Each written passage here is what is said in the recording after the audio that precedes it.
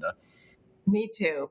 And hopefully the IT gods and the internet gods and the the pipe that we're going through is going to work out for us this time. I trust we have everything in our favor. And let's start with your story, Linda, because when I stumbled across, honestly now I'm trying to think if it was someone posted something, and I think you were on John's podcast, and right. I saw your background. I'm like, oh, this is gonna be fun because it's industry background. You got a lot of you said some phrases in the interview with John. I was like, oh, this is gonna be fun. So why don't you give everybody kind of the high level overview of the journey, what you're doing, and what you did, and then we're gonna go back and we're just gonna unpack kind of the different steps of the journey.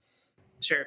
So I will make this as exciting as possible, but I started out my career in public accounting. I have a master's degree in taxation. My sole goal in life when I graduated college was to become a tax partner of a major CPA firm, which at the time I got hired by Arthur Andersen.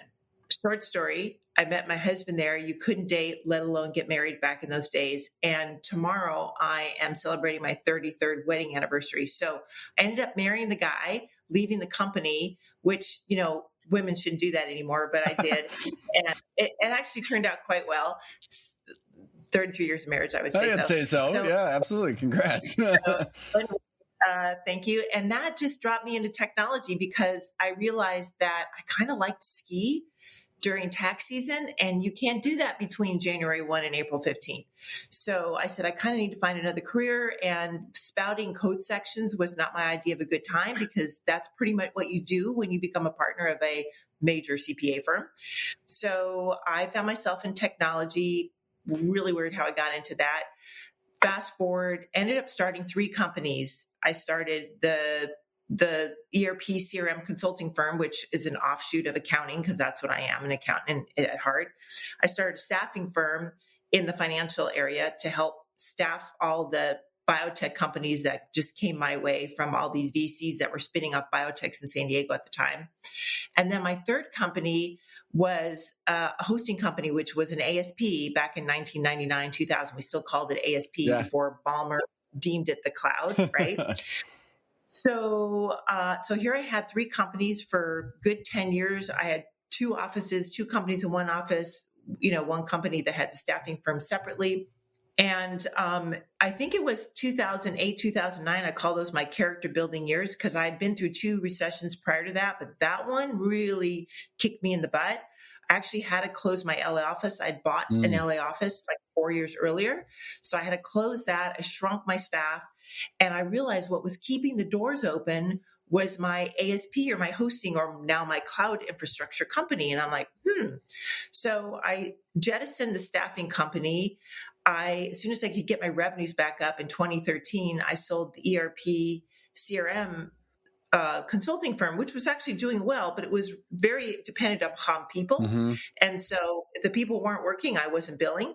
So I sold that to a national CPA firm. And then I was left with the hosting company, which I went heads down for 3.5 years, just focused on revenue. My mantra on my whiteboard was a deal a week. We're not accepting anything less. And we amassed another 150 clients before I sold it to a private equity firm. And I walked out the door 45 days later. When I was going through that process of selling the last company, I looked at numerous different buyers and I realized, oh my God, this is my last company. What am I going to do after this? Like, I'm going to be unemployed. A lot of money in the bank, but unemployed. And so I realized I probably wasn't ready to retire yet. But what I did instead is I went on this long backpacking trip. It was like 500 miles on the Pacific Crest Trail. It took me about 8 weeks because I, took my time. And it was an amazing experience. Almost killed myself twice. That's a whole nother story. And coming out of the back end of that, so somewhere in the middle, in a burnt out forest in the middle of Oregon. So I started in Crater Lake, Southern Oregon, ended up in the middle of Washington, up in the Cascades. Amazing trip. Bears, elk. Never ran across a cougar. I was hoping to do that. Lots of deer, lots of all the other wildlife, but the bears were kind of scary. But and that wasn't one of the. I'm so curious if there's the dot between the bears and you almost like the near death experience. Yeah. We don't have to go down. Yeah. No, actually, the near death experience had nothing to do with the animals. The near death experience had to do with crossing rivers and being on the side of this mountain full of snow and ice. and nothing between me and this Oh, lake gosh. 1,000 feet down, and nothing to hang on to. And I was sliding down the mountain, and it was not a good thing. I And have I a had a stomachache very thinking about that right now. Oh my gosh. deep crying moment at the time. But anyway, I came out of the back end of this hike and actually met an IT guy along the path. He was here from the Czech Republic, and he was hiking the whole trail. I was only hiking 500 miles. He was hiking the whole 2,650 miles. Anyway, we were around the same age, hiked the same pace. And I'm like, hey, let's hike together for a while. So we did. And I just unloaded on him all the things that I did wrong on selling my last company, how I left money on the table, and how they came in and promised all this stuff. And then a day later, they changed everything. And, like I was very angry, towards the end. Mm-hmm. And part of it was my own thing because I didn't know what I was going to do next. But anyway, coming out of the back end of this, I realized I needed to write a book and really discuss and talk about all the places I left money on the table in selling 3 companies, because how many people are going to get 3 chances at getting this right? Mm-hmm. And even the third time, I didn't get it completely right. I mean, I did a much better job the third time, but I didn't get it completely right. And so I spent the next 18 months writing a book called Get Acquired for Millions. And I love it. basically that landed me in my third unpredictable career, because I didn't plan anything besides being an accountant. Of being a sell-side mergers and acquisitions advisor. And so that's kind of what I do part-time now. I say I don't do it full-time because I like to ski in the winter, which I'm up here in my home in Oregon. And when I'm in Hawaii, because I have a home there, I like to kayak and surf.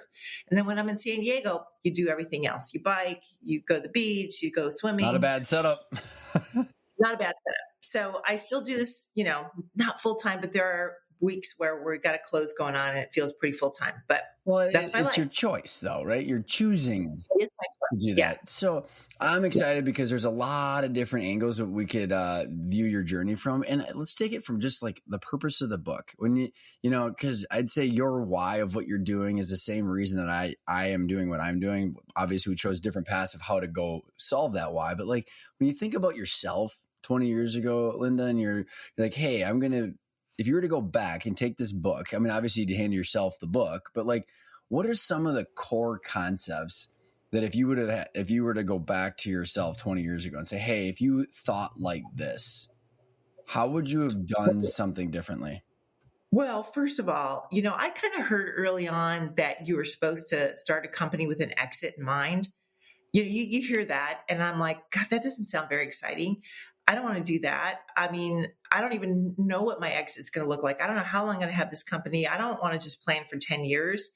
But I got to tell you, I look at some people that have their companies for 30 years and their revenue and what they take home is less than what some people's companies had for 5 years doing the same thing.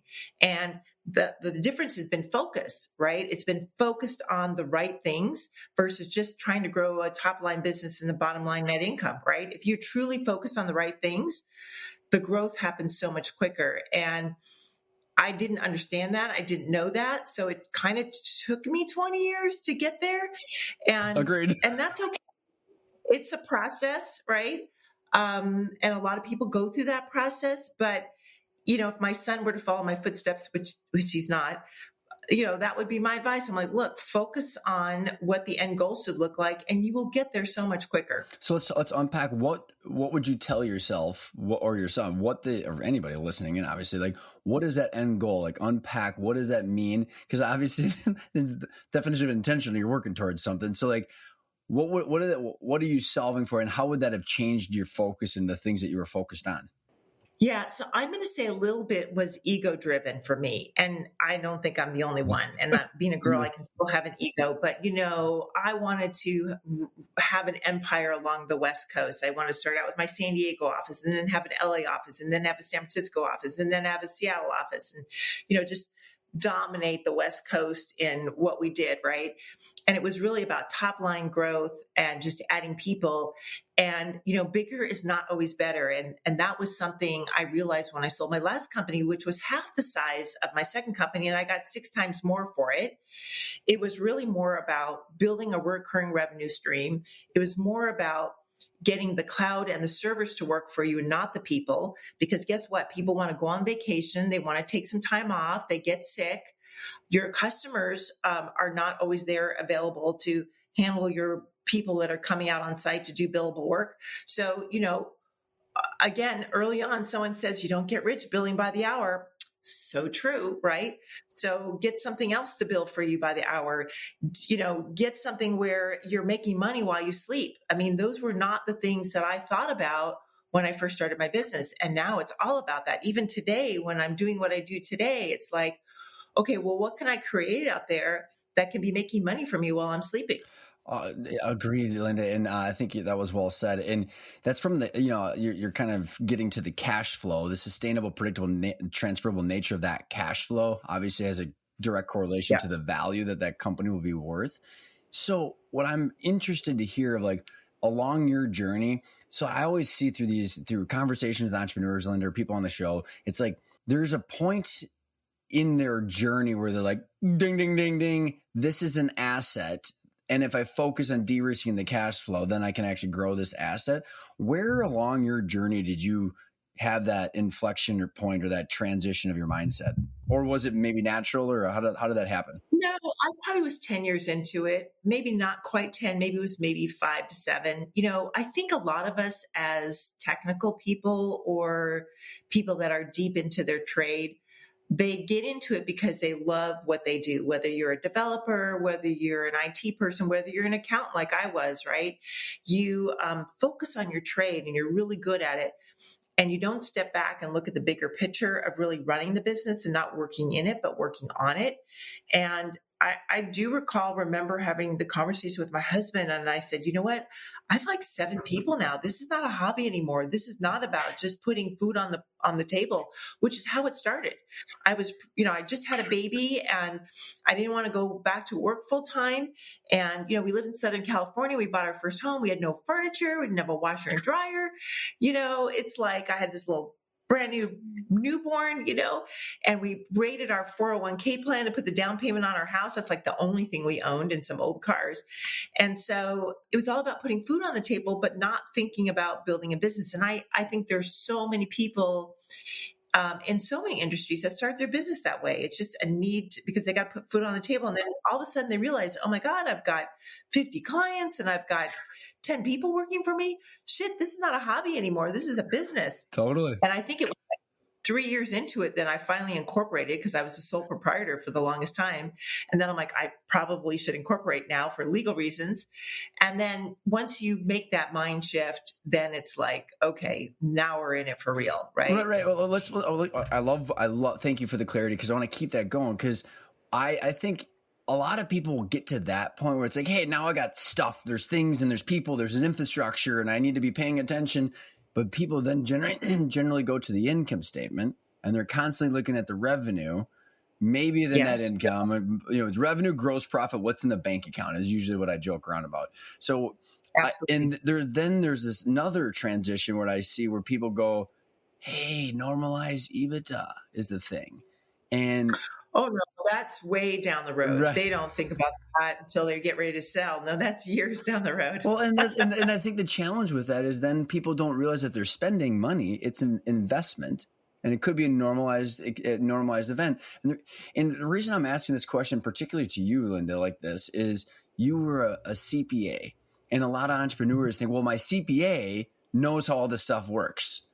You're shaking your head for the people listening. So why don't you explain? And some do. So I don't want to like generalize here, but like some of them do. But like from your experience coming from that trade and then being an entrepreneur, how does like a CPA look at the numbers compared to now you as a broker helping people sell companies and also banging through companies as an asset?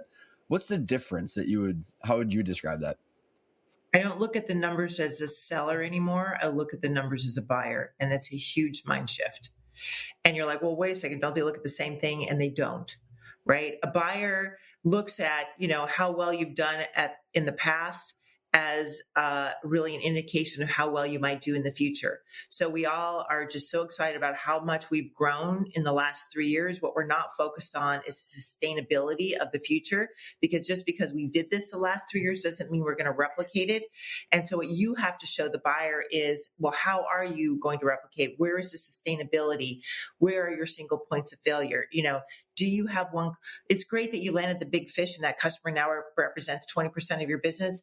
It's horrible that that customer represents 20% of your business, because what if they leave, Mm-hmm. right? So, it becomes about, making sure that your customer base is diverse. It's about how long your customers have been with you. How much more can you sell to these existing customers? Can we get them on a reoccurring basis? What's the churn on your people? Because we know there's a lot of costs associated with training new people, right? So keeping the churn down on your people and on your customers, and making sure whatever it is that you're selling to your customers is a package solution that they pay for on a monthly basis, and you can tie them up for at least a year. That is what buyers look Mm-hmm. at. And they also look at your cost to acquire a customer, your CAC. So, you got to bring that down, right? So it's not at all what we look at as sellers. As sellers, we look at, my top line grew 20%, my bottom line grew 20%. And, my gross profit margin, they look at gross profit margin too, buyers, but my gross profit margin is going up. And those are all good things, but that doesn't address the sustainability of the company, Yep. right? The people who were sustainable made it through COVID. Not everybody did. Mm-hmm. Even some people in IT did not do well through COVID. Yep. They did not have their people locked up in contracts. They did not, have certain things in place so that, the shit hits the fan. Yeah, right. Money Well, comes in the door. Well, and especially, my God, the last 3 years, what we've all known is that the norm is there is no norm. It's like the ground's shaking, regardless of what place you're standing at. So compare that buyer lens to what the practice of a CPA is. And the reason I'm just trying to unpack this is because I think it's so helpful for people. We are not forward-thinking people, okay? CPAs look at the past. We don't look at the forward. We're not taught in college to look at the future. Yes, we help with projections and things like that, but that was the biggest thing, I have to say, coming out of college and starting my own business. I had some really good mentors. All of them were men, by the way, because there was no really good women mentors out there at the time. And the guys, because they were all construction guys, because that's where I started. The guys taught me to think outside the box. And the box that I was taught to think within was GAAP and accounting and tax rules. That's the box that I was taught about. Think outside the box, be creative. How are we going to keep our customers? How are we going to market more creatively? My goal always, truly in the 26 years that I had my company, I probably had to reinvent myself 3 times, because you never want to be commoditized. And even today, MSPs are pretty hot, but I got to tell you, it's a race to the bottom in terms of, how much you're going to charge per user per month, right? You can't be doing it on users anymore or devices. You got to find another metric that goes beyond the people count, right? Mm-hmm. Or you got to add other things in there that will bring you margin beyond just selling Microsoft 365 licenses on Azure or whatever. Yeah, well, it's super helpful, Linda. And also there, I think it's because when I was listening to your other interviews, and your finance background is intriguing, and then you combine that with entrepreneurship and also your desire for the intangibles and reconciling all those is fascinating to me. And so the way I've described it, and maybe you can kind of speak to this, where when you think about a CPA, their jobs are moving the numbers in the boxes so you can minimize your taxes. Right. If that's what they're doing for the taxes, and then if they're doing a quality of earnings, it's just making sure the numbers are right.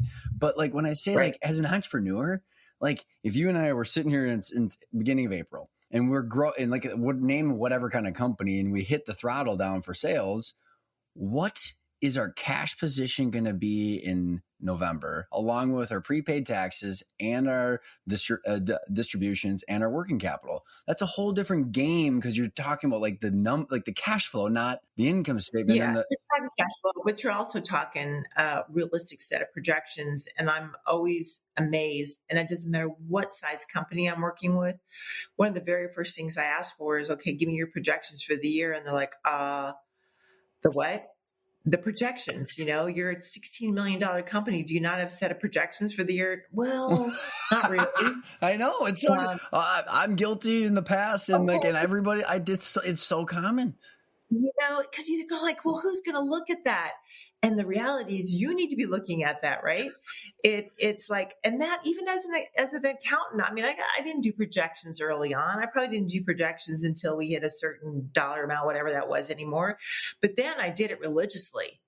And I was meticulous about where the revenue was coming from and what we needed to do and what do we need to plan from a marketing standpoint to get the right looks, to get the right, opportunities and leads to close the number of deals, right? It started from marketing because, now marketing is the new sales, right? I think you spend more money on your marketing than you do sales because people self-serve on the marketing side before they ever call you up on the phone. And frankly, if they could buy what you sell online and never speak to a person, that's the perfect world. I will generally agree with you. The only thing is that like so many people have automated stuff.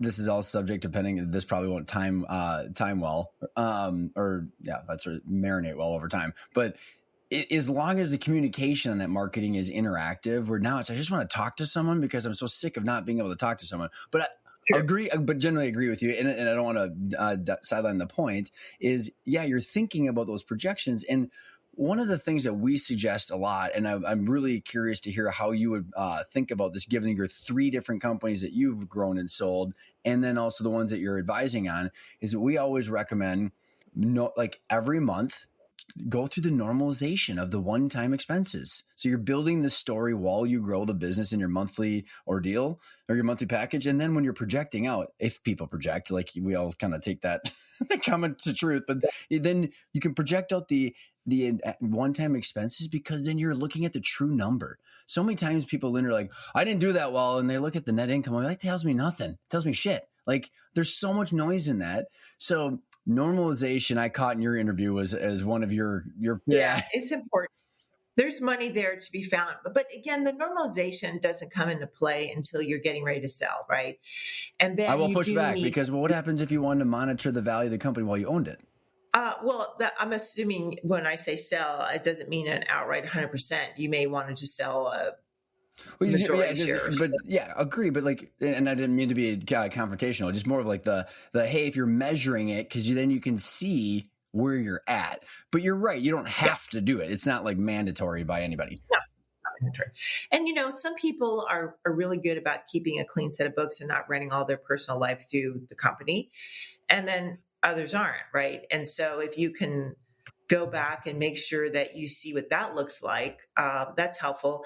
Now, I do see people that say, well, and I've got a case right now where it's like, well, I've been paying myself $75,000 a year and now I want to get $200,000 a year because I'm selling the company. I'm like, well, you understand that's going to be a negative adjustment, not a positive one.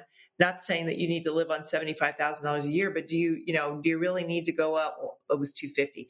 And I actually had a guy last year. It was like, I really need $500,000 a year because I take distributions. I'm like, you really want to do that? You need to sell for enough, right? In order to maintain that. Exactly. Right. It's like, the differential between what your salary is and what your salary was could be millions of dollars by the time you add multiples against it. Right. So, there's a whole exercise just around that, which we won't belabor that issue. But I think the reason I did bring the story up is because when I was listening to that interview you did with John, you had your own personal experience. I had the same thing where like we got burned, right? And so I don't know. I think I don't remember if it was when you were talking about one of the brokers, and I don't know if it was which one of the sales it was. Yeah, it was my broker.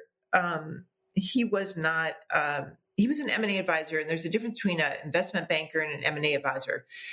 The difference, for those people that don't know, is investment banker has to go, they're FINRA authorized for the SEC. So you have to take the Series 7 exam, the Series 69 exam, Series whatever exams. There's like multiple exams you have to take, and then you have to maintain that certification going forward, just like you would as a CPA. Whereas an M&A advisor doesn't need to do all that, but we basically kind of do the same work. But technically, there's certain things we can't do as an M&A advisor because we're not FINRA authorized. So we have to be very careful on stock transactions. There's kind of a fine line here in terms of what we can and can't do. Well, my broker hid behind that. And he's like, well, I can't really help you with the normalizations. And I can't really help you create the SIM. I'm like, seriously, I got to do this myself? I mean, seriously, told me this, right? And so even though I'm an accountant, I didn't do that for a living. I didn't know where to look for all the EBITDA adjustments or normalization adjustments. So I absolutely left money on the table. And I was pissed about it afterwards when I realized it, right? So, there are good M&A advisors and they're not so good M&A advisors, right? And what separates the wheat from the chaff, I think, is those people that really know how to go after normalizations, and those that say, oh, just give me your EBITDA and we'll add back a couple things here and call it a day. So, then you're leaving money on the table. Yeah, it's so true. And that's why I wanted you to tell that story, because we could tell that story every single episode, and it just is that important. I mean, like I said, there's two numbers. Figure out half of the equation. So yeah. And, I mean, not to belabor this issue, but there are also brokers out there that's like, oh, we have this marketplace and we sell, so many deals a year and you want to be part of this. And I'm like, no, you don't. You're not going to get the love and attention that you need. I mean, you're not going to have somebody there to call at 2:00 in the morning when you're thinking through X, Y, and Z and talk to on the weekend. And, this is actually one time where you don't want to go with some large firm that runs, 30 deals through the system every year. You don't, because you're not going to get the love and attention that you need. Yeah, you might not get the love and attention that you need, or you do from the D team, which either one is not good, right? Yeah. The very juniors, yes. So let's talk about you had 3 transactions. What was the difference of the 3 different businesses in your experience selling them, how they were valued, the process, kind of just, you got some different unique compare and contrast? They were 3 very different transactions. So the first one I sold was my staffing firm, which I ended up selling to my partner. I mean, she was the most viable person to sell to. I did go on the outside, look at what valuations were. And I said, this is kind of what I want for the company. And, then it was a question of just terms. She decided that she would just do 100% cash. So it was 100% cash because I had some clawbacks that I proposed. If it wasn't 100% cash, if she kind of tanked the business, then I wanted it back, or, I had some things like that. No, I'll just pay you all the cash and we'll be done with it. I'm like, cool. That's good. The second, did you feel like it was fair? Did you feel like absolutely, even knowing what you know now, you feel like everything was fair? Yeah, I do. I thought it was fair. She probably thought she overpaid, but that's awesome. They have appreciated the honesty. I hear. That's awesome. But we're still friends. We're still friends. The second company definitely left money on the table, no question about it. And I knew it at the time, and I did that deal myself. I sold to a national CPA firm, but there it was different for me. For me, I almost just wanted to get rid of the company because it wasn't the most profitable company I had. The one I had left, which was the cloud infrastructure, was the most profitable. And this other company, frankly, was in my way of me focusing on this company over here that was really going to make me a ton of money down the road. So the focus for me on the second company was finding a good home for my people, where they could grow. My partner in that company had been with me for 18 years. Whoa. And I needed to find a good home for her. And all the other people that were on that side of the fence that had been with me for 12 plus years, I owed it to them to find them a good place where they could grow and progress their careers. So that was my ultimate goal. How did you make that decision, Linda? Like, who did you look at other people? I did. And because we ran a lot like a CPA firm, I knew that a CPA firm was probably going to be our best choice because with the same philosophies and goal structures and bonus structures. And this firm was very much about the people, had the great benefits. I took my people on reward trips around the world. They didn't quite do that, but they had similar types of things as well. And honestly, my partner of 18 years is still at that CPA firm. And I sold that company 10 years ago now. Wow, cool. So yeah. And people have retired from that company that worked for me. And that feels good, right? Yep. That feels good in my bones. And so the culture was like number one for me. The money was 2. But did you have another offer or potential buyer that you could contrast that to? Yes, but not serious, Okay. not super serious, right? And I felt like these guys were so much stronger from a longevity standpoint and just from a opportunity standpoint. And plus, I had a great relationship with their lead salesperson. So we then shared customers. That was the other thing too, is like part of my people that were my customers for Rose ASP were also customers of Rose Business Solutions. And so yes, I was selling them on this Yeah. side, but I was still hosting them on this side. So I had to have a really good working Got it. relationship Got it. with the companies I was selling it to. And I just felt like You could trust that them. was going to Yeah. happen. Yeah. Yeah. So completely different reasons on why I sold to these people. And I know I left money on the table, and I was okay with it at the end of the day, because again, it was an opportunity cost to allow me to work on this one over here. And this is the one that had the 98% recurring revenue and the 96% customer retention rate.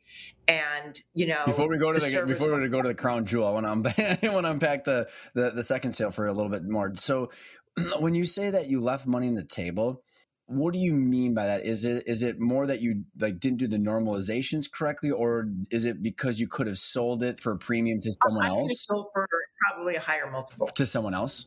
Probably, Yeah. Which is it's super helpful, Linda, because what I always try, like, and I'm always trying to help people think through this is like, because there's a couple ways to identify the right outcome. And like what I've realized, because this is what I didn't do, was we didn't know what we wanted, so we didn't know how to pick. Right. So it was our fault. And then there are other people where I've through the interviews that I've had, Linda, where it's like they had 5 offers so they could compare and contrast deal structures, the valuation to what are they going to do with the company.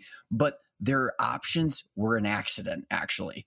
You know what I mean? Like it was like, oh, I didn't really know what I wanted, but look at the differences. So I want that one. So, but it still wasn't like thought through of like which one they were going to go get. It kind of the contrasts happen. And you probably deal with this with your current line of work where like when someone's like, I got an out of the blue offer, it's going to be perfect. But it's like, how do you know without relativity? You don't, right? Unless you go and check with other people. And I did what a lot of people do, which is they get an unsolicited offer, which is kind of what happened here. Actually, it was over tequila shots at a conference. Yes, that's awesome. Right? It's kind of one of those, hey, you think you might want to sell? I might entertain that. Sure. Yeah. And by the time the night was over, like, yeah, we'll get you an offer next week. That's awesome. It didn't quite go that way, but it was close. Right. And so, I had my eyes on these guys. I knew who they were. So it's not like it was out of the blue. Right. And they were one of the high up on my list kind of people that I would want to sell to. So I was thrilled that they were interested in my company as well. And I just knew enough about them to know that this would be an excellent home for my people. Right. And so I call it anchoring. I anchored on these people, right? And so I kind of have blinders on for anything else that came my way. Well, how do they compare to these guys? Not well. And, I have clients right now that I'm representing who have anchored on one buyer. And I'm like, you know what? You don't know if this is a good offer unless you get another one. Yep. And you can anchor all day long on these guys, but you also can't work the deal if you don't have a competing offer. Mm-hmm. And I wish somebody had said that to me. I didn't have an advisor at the time, right? But I wish somebody had said that to me and said, Linda, at least get another offer so you can compare. Mm-hmm. What I did is I went to a friend and said, this is what they're offering me. Do you think this is enough? And he's like, no. He's like, I think you should try for more. And so I did. And guess what? I got it. They came in with a ridiculous offer, and I was almost, what's the right word? Insulted or? Insulted. Yes. Thank you. But then they had another partner who it was a girl, and she was up for partner. She wasn't partner at the time. And she's like, don't worry about that. Just go back with what you think the number should be. We always do that. We always send an insulting offer and see how it lands, And I'm like, okay, because I'm insulted, I'm really insulted here. And so I did. I went back and said, that's not going to work for me. I need this. And then they're like, okay. And I'm like, wait a second, that was too fast. So, and I was negotiating this offer as I'm driving up to Orange County for some other conference. And then I get there and I'm having a couple of drinks at the bar. I get a lot of clarity at the bar. I love it. And then I'm like driving home. I'm like, no, I don't want that offer either. So I called them back up. I'm like, no, I don't think we're done negotiating yet. Now they're pissed. But, it all ended up well. But, You bring a good again, point though. I It's having those, could have. yeah, even like that's why I think it's helpful. You're even doing that for your clients, because how I've worded it, Linda, is like is if you, because everybody has that list of the top 5, regardless of the industry. Everybody knows that there's a like a competitor or someone with a complementary product or service. Like everybody's got their short list. But there was a guy on my podcast years ago, and I've taken this to heart, and I've coached our clients on this, Linda, and it works. Where it's like, hey, get that top 5 list, build relationships over the years, so that when you don't need to sell, and then when you're ready to take it to market, if the third party option's your desired approach, then you go, hey, Linda, I love you and your company. We've been building this great relationship. I'm going to take the company to market in 3 to 6 months. I really want you to win. Would you like to participate in the auction? And he told me that story. I was like, that's badass. And he was explaining how like you still are then getting your highest multiple, and you're like playing the good cop by betting on them instead of like trying to be, I don't know. I thought it was a pretty fascinating story. It is a good way to go about it, but most of us don't. Most of us, play our cards close to our chests and get insulted if you come in with something, ridiculous, whatever. But lessons learned. And so let's move to the golden child then of the third business.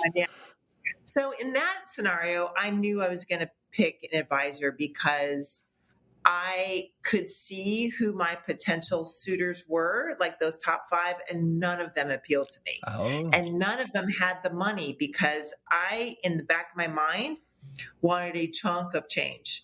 Okay. I kind of knew what my EBITDA multiple should be.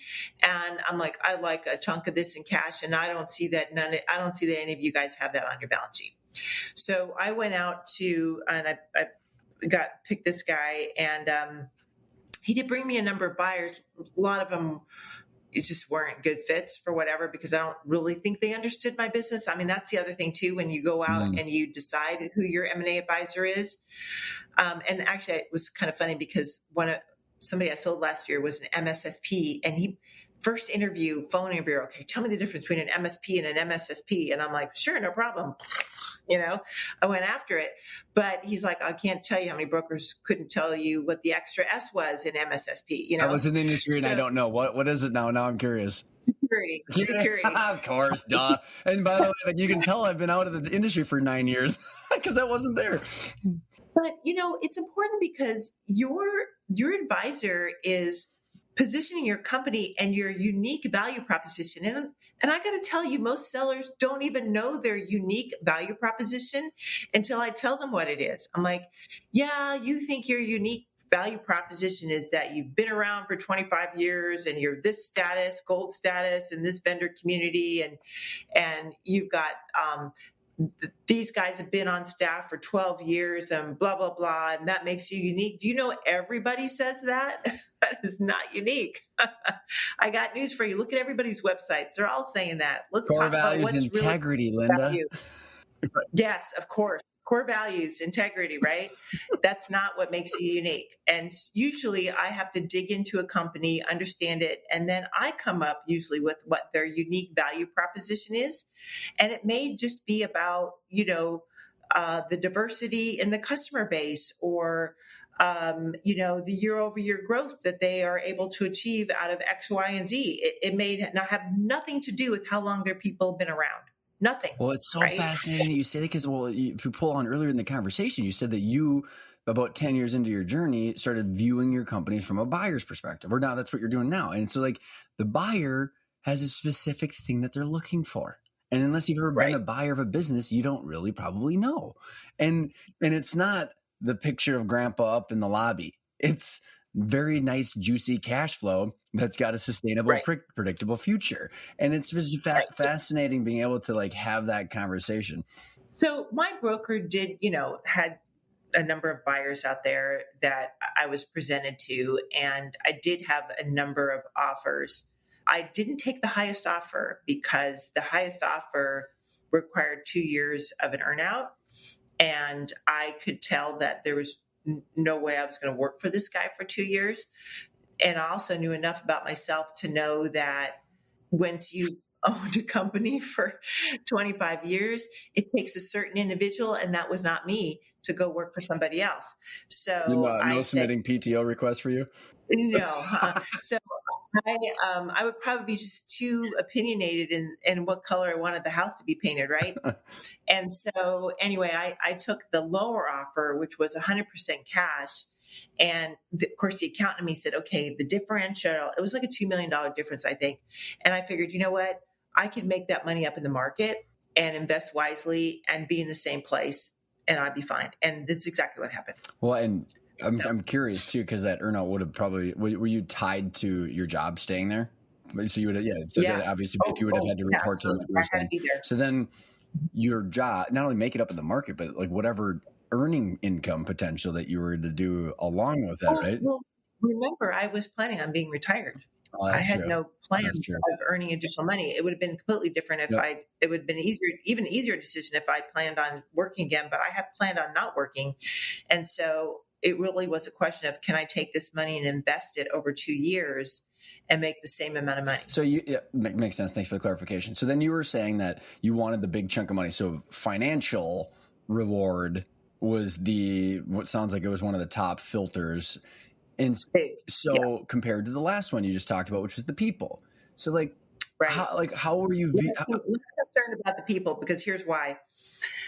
This was a newer staff. They hadn't been with me as long, but I had two core people had been with me they had started with Rose Business Solutions, had moved over to Rose ASP.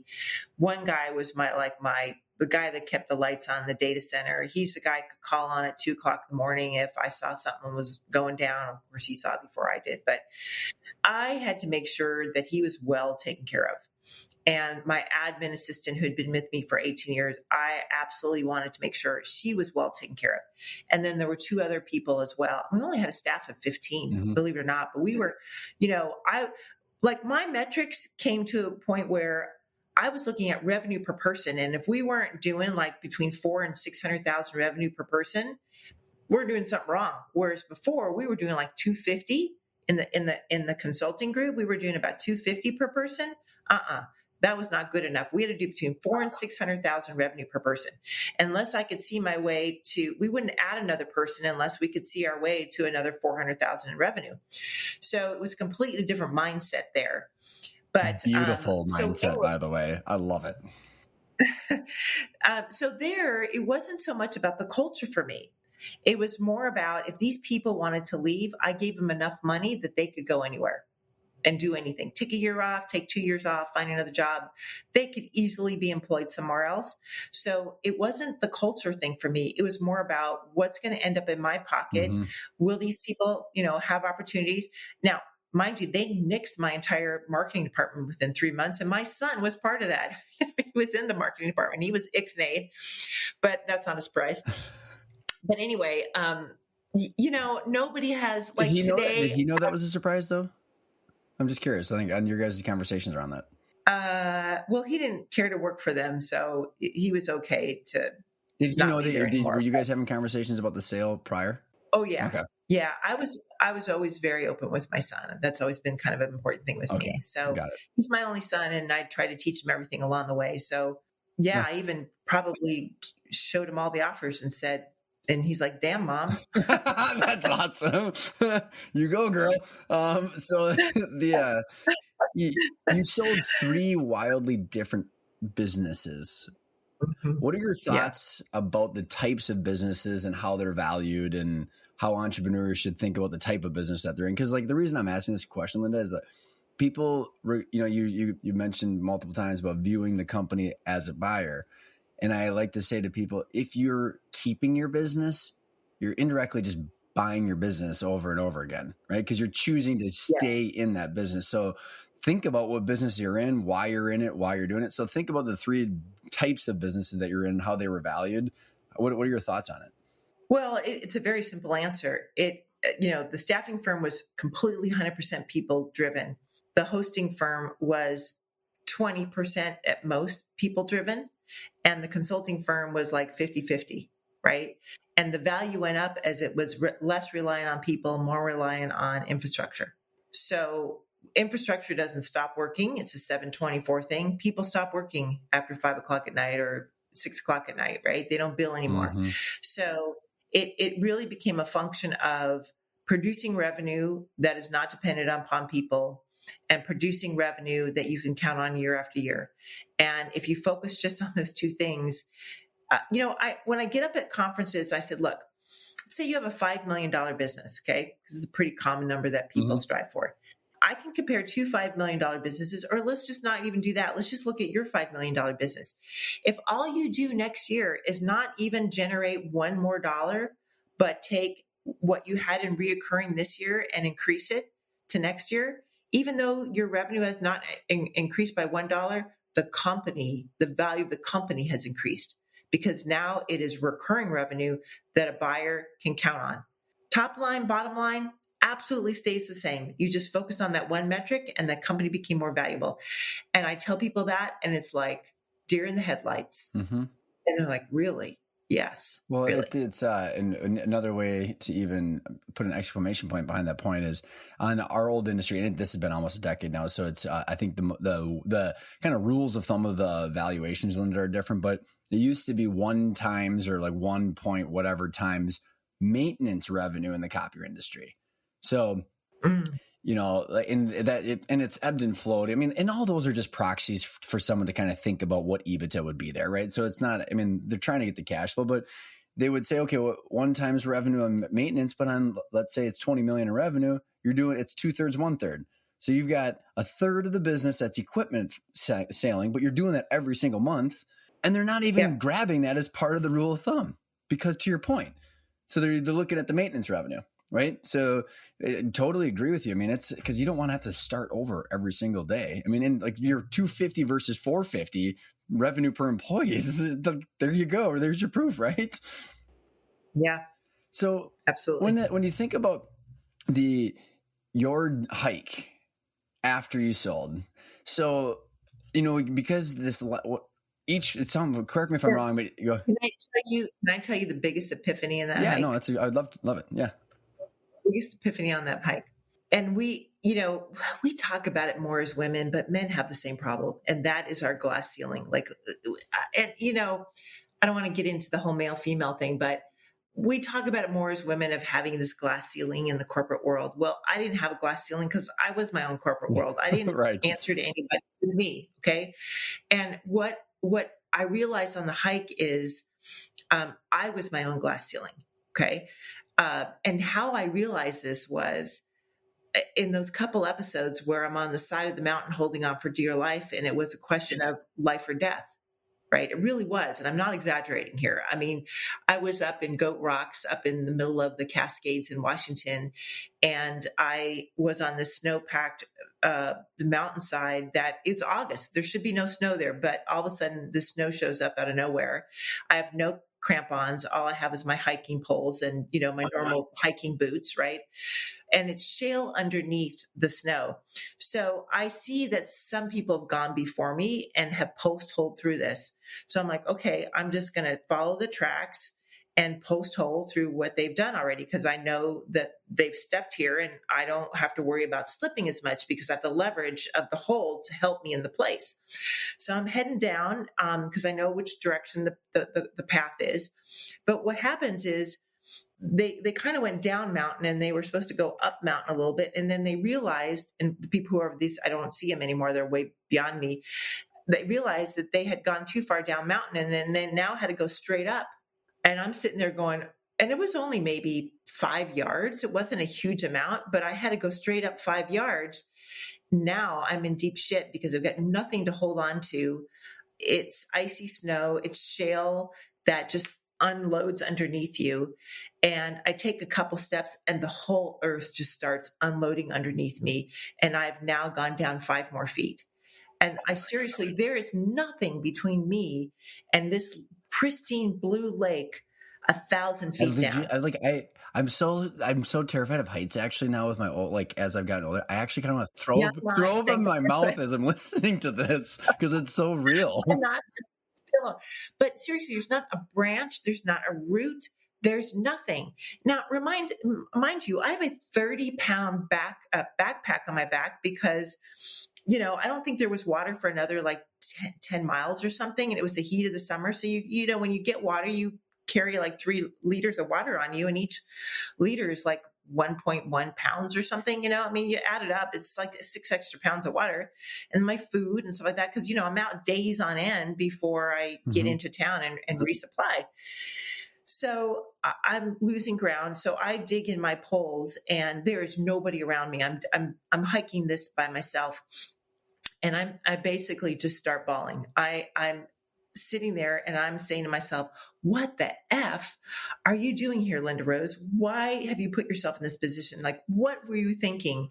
And it's like, you're going to die here. You are just going to die, or you're going to live. Which one is it? Take your pick. Like, I'm having this conversation with me while tears are streaming down my face, because seriously, one wrong move and I am done. There's no question I am done. Like, and I'm thinking, like, typical California, thinking, no one made me sign a release to hike this hike. Like, where's the liability release to hike this section of the hike? I'm like, are these people in Washington crazy? Like, who sends people on this part of this hike, right? Which any other normal day when there was no snow is probably would have been just a great trail right there. But there was snow and it wasn't a great day. And thankfully the wind wasn't blowing, because then I really would have teetered off of this thing. But I dug in hard and deep, and, took my poles and just buried them in the ground and crawled my way up to the side of this mountain until I got back up on the trail again. And, the adrenaline is going through the roof, the heart rate's going through the roof, the blood pressure's going through the roof. And there it stayed, because I had to do what was called the knife's edge. Oh my God. And the knife's edge is exactly what it sounds like: a very thin piece of rocky trail, and it drops off on this side and it drops off on this side. And you want to take a picture because the view is spectacular, but you don't dare reach around in your backpack to get your phone, because A, you might drop it, and B, you'll then lose your balance and you could go either direction, and you just hope the wind isn't blowing at this point, right?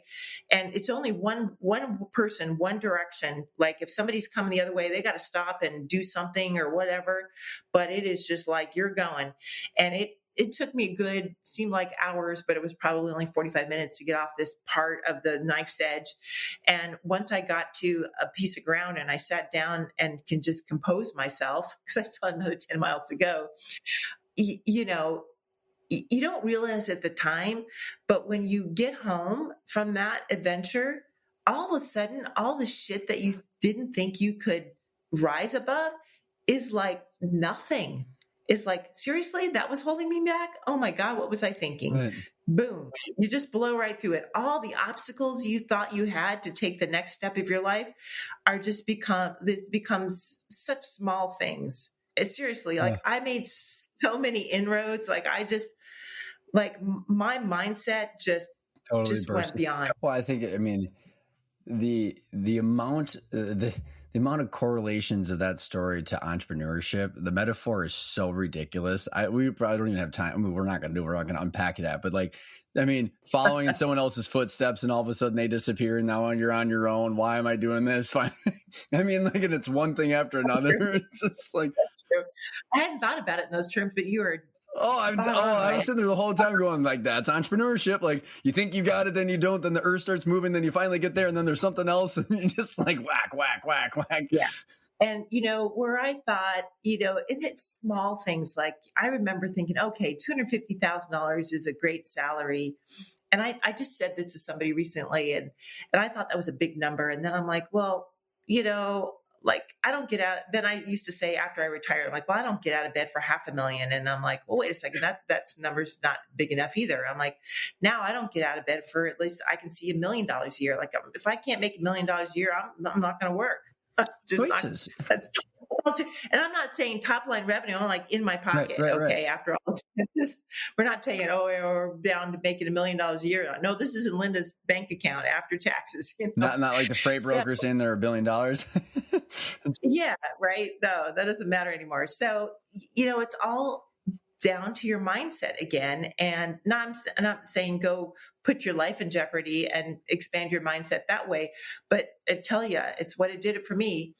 And and my other second little trip was I was crossing a river, and it was rather deep and rather vicious, and it probably wasn't the right day to cross it. And I lost some balance there. And Oh my goodness. yeah, Well, and that I was think another one. in one of the thoughts as we're getting close to the wrap up here is like, I've been asking now people like, do you think you would have the perspective that do you think it's possible to view business the way that you do without the journey you've gone through? Mhm. Yeah.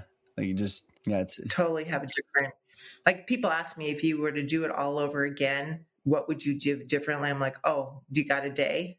Because it's so long. I mean, But would you to take that me away from now, yourself though? what do you Would mean? you take that experience away from yourself? So if you go back in time and save yourself from Oh, no, I would go through it all again. No. Yeah. Huge learning experience. I just wish I was a lot younger when I did it. Yeah. Fair enough. Fair enough. It's like the energy is a factor, right? Like, yeah, the energy is a Yeah. factor into it. Linda, this has been Yeah. so fun. I'd say the one last question that I have is like, you alluded to it a couple of times that you were planning on retiring, but you did not. And obviously you're helping people right now sell companies in the IT space, but why did you choose to find something, and maybe speak a little bit to the role identity infusion that business owners have with their companies and what like retirement's like with that identity? You probably talk to your clients a lot about it these days. Yeah, I don't know what your journey was like. Yeah, how did you process that as you were going into, obviously you had these life threatening issues. But Yeah, well, it's something that a lot of people go through, and it's almost what prevented me from signing on the bottom line, even when selling the last company, because it's like, well, what am I going to do? My whole identity, and I'm not the only person. Anybody that's run a business for 25, 30 years, especially if your name is on the outside or you're 100% owner, your entire identity is wrapped up in that business. Your friends probably are associated with the business. Going to conference is a big social event for you. It's you view it more than just work. It's a social event for you because you get to see people that you've known for years and have cocktails with them after the sessions and stuff like that. I mean, and when you sell your business, that all goes away. And you realize that and you go, oh my God, my entire identity goes away. What am I going to do with myself? Because I haven't spent the time building the relationships. I didn't anyway, spend likewise. the time building the relationships outside of my work. And so I had none. And so it's like, oh, what am I going to do? Right. And that was very scary for me. And it's very scary for other people. I know people who have retired and they're like lost, they're just lost. They don't really know what it is that they're going to do. And they knew it when they sold their business and they still haven't figured out. Some people have moved on to other things.